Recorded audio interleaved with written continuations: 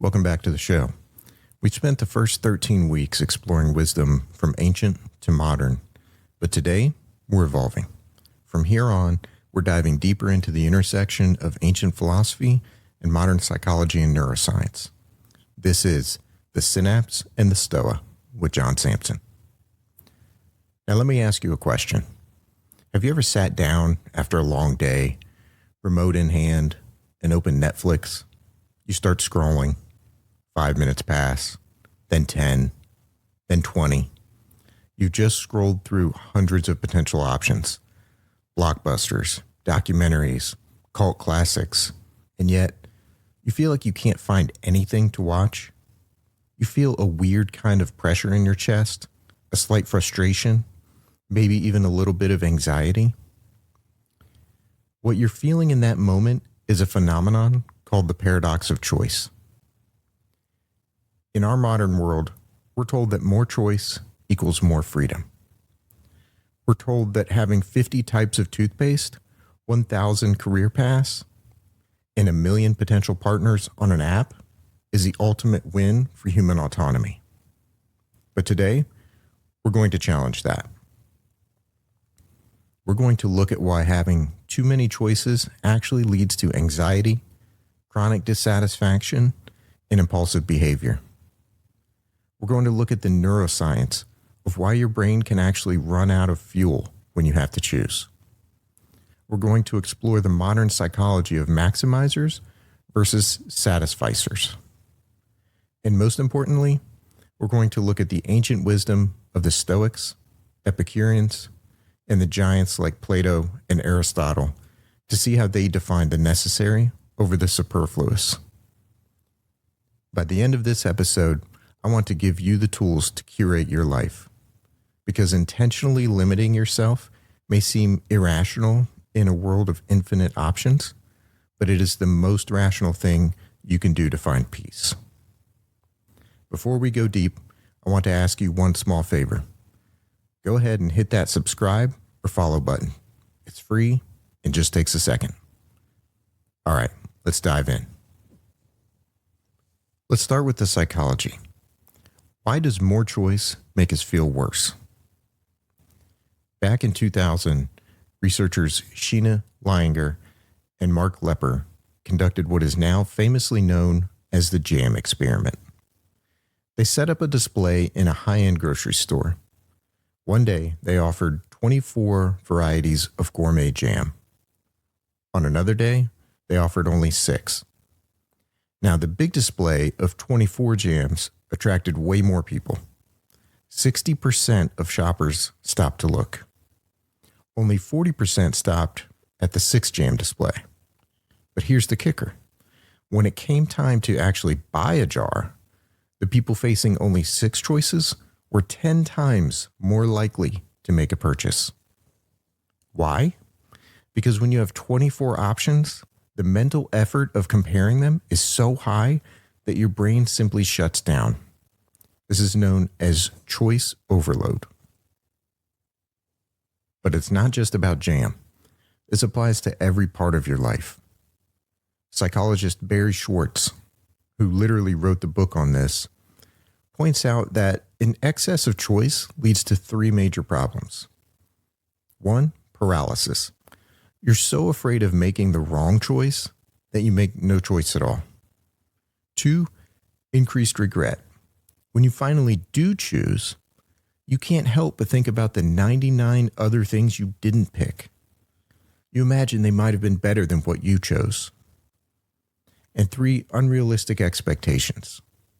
If there are 50 pairs of jeans, you expect one of them to be perfect. When they're just okay, you feel disappointed. In Schwartz's work, he identifies 2 types of people: maximizers and satisficers. A maximizer is someone who wants the absolute best. They will research 20 different lawnmowers before buying one. They want the best price, the best features, the best reviews. A satisficer, on the other hand, has a set of criteria. They want a lawnmower that costs under $300 and cuts grass reliably. When they find one that meets those criteria, they buy it and never look back. Research shows that while maximizers might technically get better results, they are consistently less happy, more prone to regret, and more likely to experience depression and anxiety than satisficers. So I want you to ask yourself, are you trying to maximize every area of your life? Are you trying to find the perfect career, the perfect workout, the perfect morning routine? If so, you are likely burning yourself out before you even start. Now let's get into the why from a biological perspective. Why does picking a movie on Netflix sometimes feel so draining? It's because of a concept called decision fatigue. Your brain has an executive center called the prefrontal cortex. This is the part of your brain responsible for rational thinking, planning, impulse control, and making choices. Think of your prefrontal cortex like a battery. Every single decision you make, from what socks to wear to how to phrase an email, drains a little bit of that battery. This is related to a theory by Roy Baumeister called ego depletion. The idea is that our willpower and our ability to make good choices are a limited resource. Like a muscle, it gets tired after a long day of use. When your prefrontal cortex battery is low, your brain starts looking for shortcuts. You experience increased impulsivity. You're more likely to snap at your partner or buy that junk food at the checkout counter. You experience avoidance. You push off important decisions because you just don't have the energy to think about them. In suboptimal planning, you start making errors in judgment. Now, add dopamine into the mix. We live in a digital age designed to exploit our novelty-seeking behavior. When you scroll through social media or an endless list of products, your brain's reward system, the mesolimbic pathway, is firing. It gives you a little hit of dopamine every time you see something new. This creates a trap. You're seeking novelty, dopamine, but every new thing you see requires a tiny micro decision. Do I like this? Do I keep scrolling? Which drains your prefrontal cortex. By the end of an hour of quote unquote relaxing on your phone, your brain is actually more depleted and more stressed than when you started. This is why you feel that chronic dissatisfaction.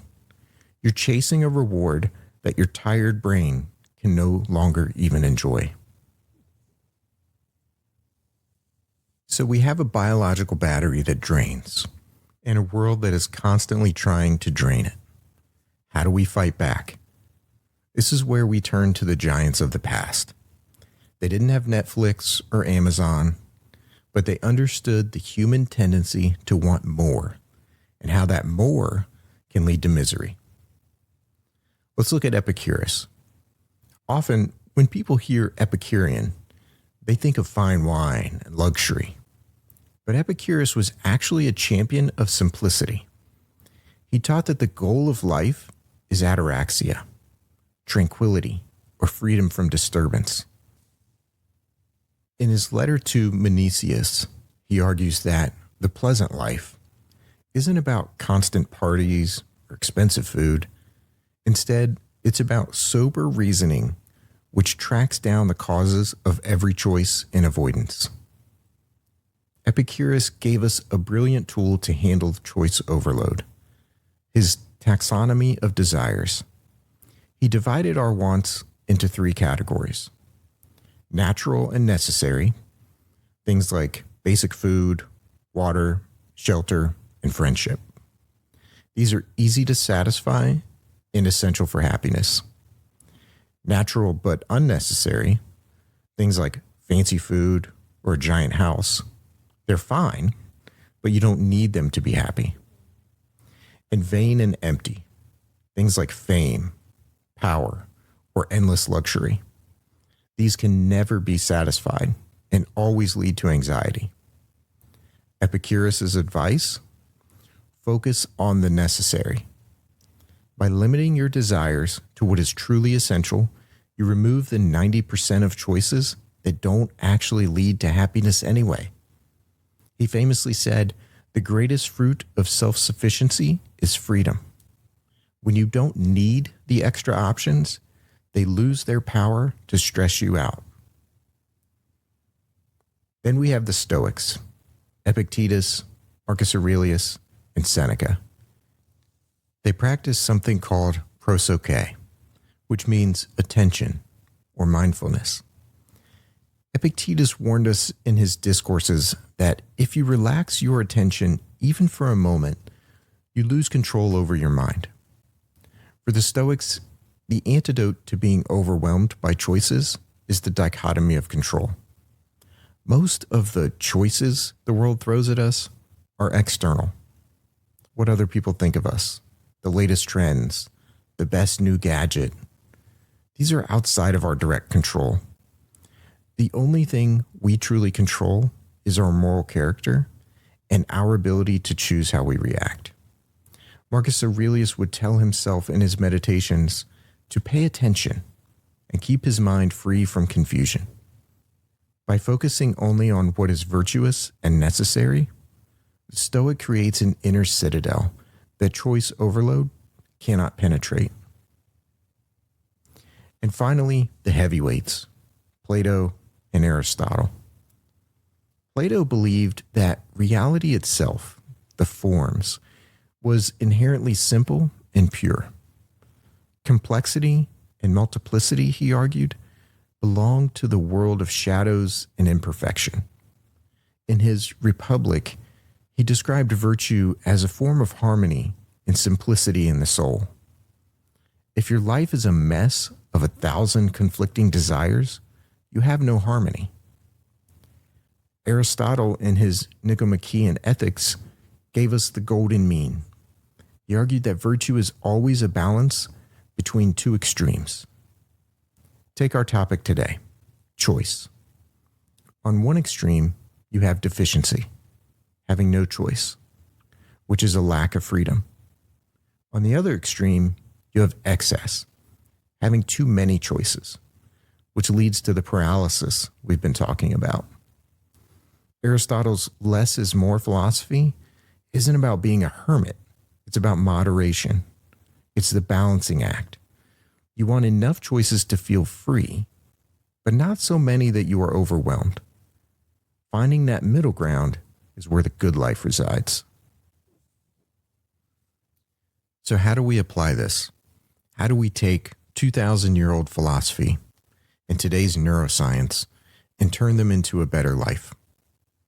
It starts with the idea of curation. Think about it.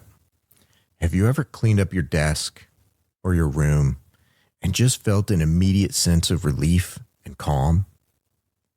Removing physical clutter has a direct impact on your mental state.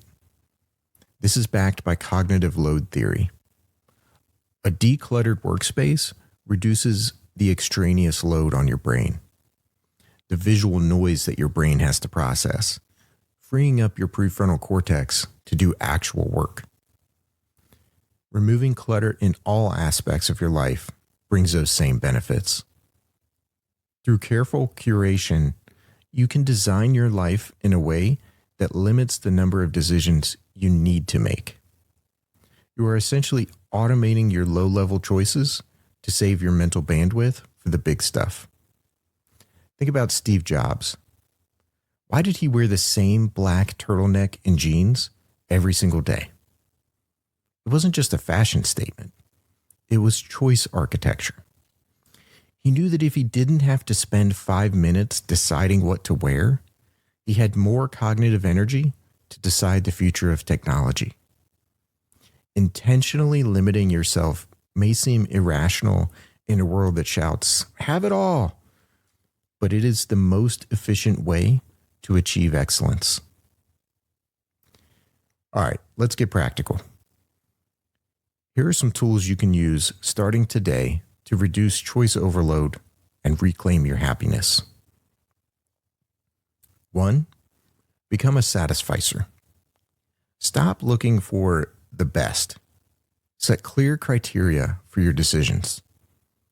If you're buying a new pair of shoes, decide, I want black sneakers under $80 that are comfortable for walking. The first pair you find that hits all three, buy them. Stop looking. Remind yourself that good enough is often actually the most rational choice for your well-being. 2, practice choice architecture through defaults. Your brain loves the path of least resistance, so use this to your advantage. Decide what you're eating for the week on Sunday. One big decision replaces 21 small, exhausting daily decisions. Limit your infinite options. Delete apps that give you too much novelty-seeking dopamine. Set a default for when you use your phone. For example, no screens after 9 p.m. 3, use the one in, one out rule. To prevent clutter from building up, both physical and mental, adopt this rule. If you buy a new shirt, one old shirt must go. If you take on a new project at work, one old commitment must be finished or delegated. This keeps your life curated rather than accumulated.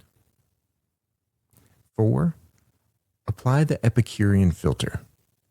Before you make a purchase or a commitment, ask yourself Epicurus' question.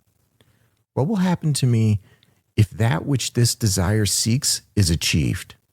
And what if it is not?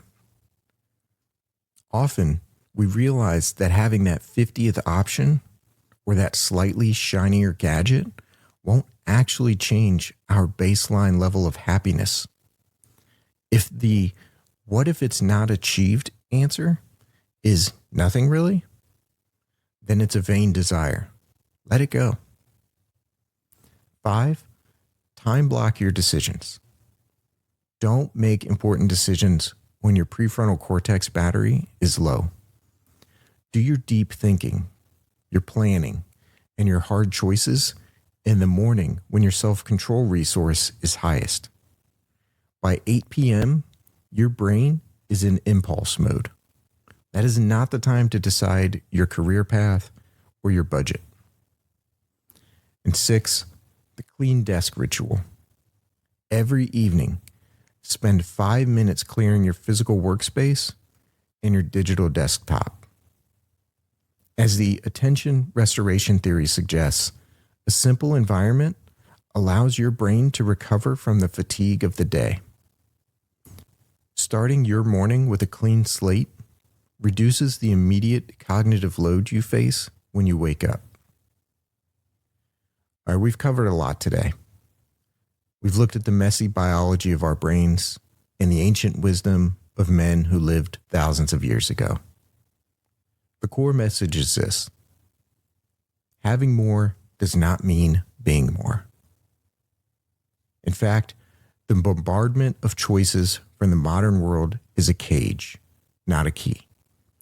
It locks us into a cycle of anxiety and comparison.